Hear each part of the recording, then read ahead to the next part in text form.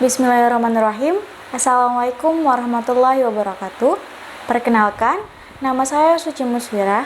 Saya adalah mahasiswa program Pascasarjana, jurusan Pendidikan Guru Madrasah Ibtidaiyah, Fakultas Ilmu Tarbiyah dan Keguruan, Universitas Islam Negeri Sunan Kalijaga, Yogyakarta. Di kesempatan kali ini, kita akan sama-sama membahas mengenai metode penelitian dan pengembangan atau biasa yang disebut dengan R&D. Video ini bertujuan untuk memenuhi tugas individu pada mata kuliah metode penelitian pendidikan yang diampu oleh Profesor Dr. Abdul Munib SAG MAG dan Dr. Soleh SAG MPD. Dari berbagai metodologi penelitian yang ada, metodologi penelitian dan pengembangan ini jarang sekali diminati oleh mahasiswa yang sedang mengerjakan tugas akhir. Benar apa benar? Metode penelitian dan pengembangan seakan-akan itu merupakan barang baru. Tetapi sebenarnya metode penelitian ini atau metode R&D ini merupakan stok yang lama karena metode penelitian dan pengembangan banyak digunakan oleh sektor industri yang menghasilkan sebuah produk. Dalam bidang pendidikan ini ternyata metode penelitian dan pengembangan atau R&D itu bisa menghasilkan suatu produk baru yang original, inovatif, dan efektif untuk digunakan.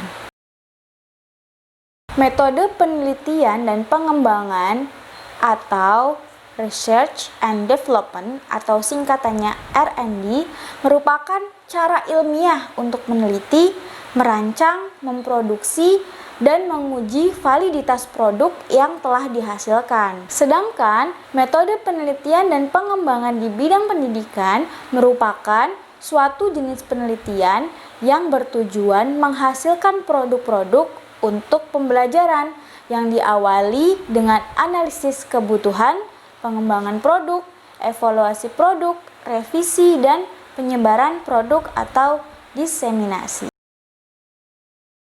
Lingkup penelitian dan pengembangan dapat dilihat dari kebaruan dan kompleksitas produk yang dihasilkan. Penelitian dan pengembangan terbagi menjadi 4 level atau 4 tingkatan. Level pertama itu meneliti tanpa menguji. Level 2 tidak meneliti tetapi menguji. Level 3 meneliti dan menguji untuk mengembangkan produk yang sudah ada. Dan yang terakhir, level 4 meneliti dan menguji untuk menciptakan produk baru yang belum ada. Produk yang dihasilkan dari penelitian dan pengembangan dalam bidang pendidikan itu ada banyak sekali. Berarti metode R&D ini dapat digunakan di bidang pendidikan. Apa saja sih produknya? Yaitu kebijakan, kurikulum, model pembelajaran, media pembelajaran, buku ajar, sistem evaluasi, pengembangan tes, pengembangan model kepemimpinan kepala sekolah, dan pengembangan model pengawasan pendidikan berbasis teknologi informasi. Selain produk, ada dilematis dalam penelitian dan pengembangan atau R&D. Kondisi-kondisi yang tidak memungkinkan dapat menimbulkan dilematis dalam penelitian dan pengembangan. Bisa saja karena metode penelitian ini mewajibkan peneliti untuk terjun ke lapangan. Agar tujuan penelitian tetap berjalan sesuai dengan prinsip penelitian dan pengembangan, kondisi dilematis dan solusi terhadap kondisi tersebut itu ada 2 hal. Yang pertama, peneliti merupakan perancang, terkadang sebagai evaluator dan juga sebagai implementer. Yang kedua, keadaan atau kondisi lapangan dan kondisi kemampuan adaptasi peneliti. Jadi, masing-masing peneliti punya dilematis sendiri dalam menggunakan metode penelitian dan pengembangan atau R&D. Baiklah, selanjutnya adalah langkah-langkah metode penelitian dan pengembangan atau metode R&D. Banyak dari para ahli yang menjelaskan mengenai langkah-langkah metode penelitian dan pengembangan atau metode R&D ini. Para ahli tersebut adalah yang pertama Burke dan Gall. Nah, kalian bisa lihat di gambar di sini Burke dan Gall ini memiliki 10 langkah dalam melakukan penelitian dan pengembangan. Selanjutnya ada Tiaga Rajan. Tiaga Rajan menjelaskan bahwa langkah-langkah penelitian dan pengembangan ini disingkat dengan 4D, yaitu Define, Design, Dissemination, dan Development. Di mana Define adalah pendefinisian, Design adalah perancangan, Dissemination adalah diseminasi, dan development adalah pengembangan. Selanjutnya ada Robert Mary Branch. Nah, di sini Robert mengembangkan instructional design atau desain pembelajaran dengan pendekatan ADY. Yaitu yang pertama itu ada analisis, yang kedua ada design, selanjutnya ada development, selanjutnya ada implementation, dan yang terakhir adalah evaluation. Tiap langkah ini memiliki keterkaitan. Selanjutnya ada Ritchie and Klein.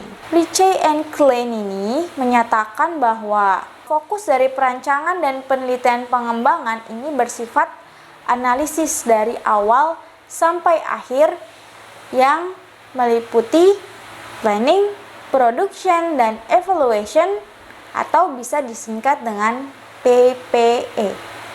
Langkah-langkah dari keempat para ahli tersebut secara umum digambarkan di bagian berikut ini. Nah, secara umum langkah-langkah penelitian dan pengembangan atau R&D yaitu terdapat 11 tahapan. Yang pertama ada potensi dan masalah. Jadi, penelitian ini dapat berangkat dari adanya potensi dan masalah.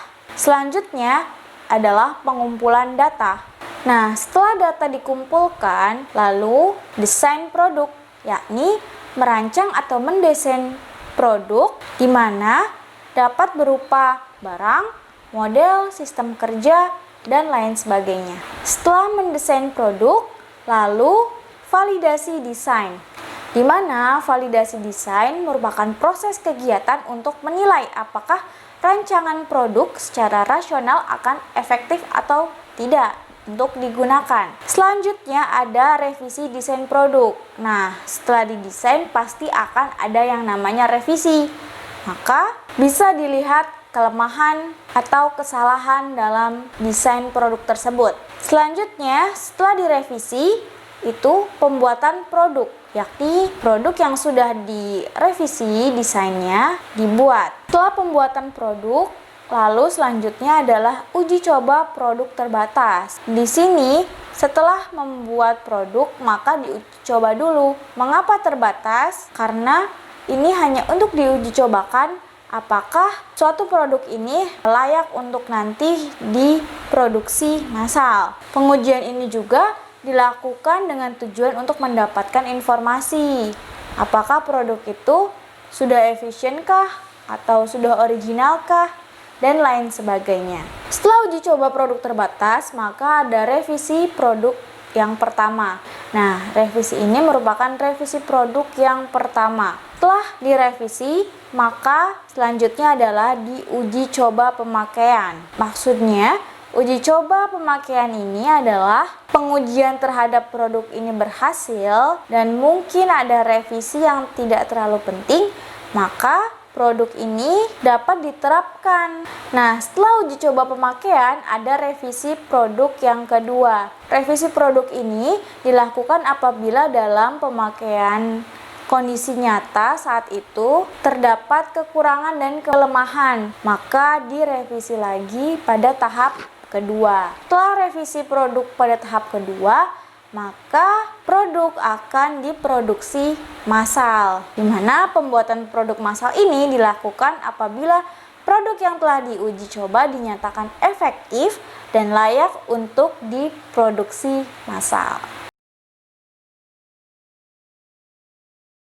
Seperti yang dijelaskan sebelumnya bahwa metode penelitian dan pengembangan atau research and development atau R&D merupakan metode penelitian yang digunakan untuk meneliti sehingga menghasilkan suatu produk baru dan selanjutnya menguji keefektifan produk tersebut. Oleh karena itu, laporan penelitian yang dibuat harus selalu dilampiri dengan produk yang dihasilkan. Berikut ini adalah contoh laporan yang menggunakan metode penelitian dan pengembangan atau R&D.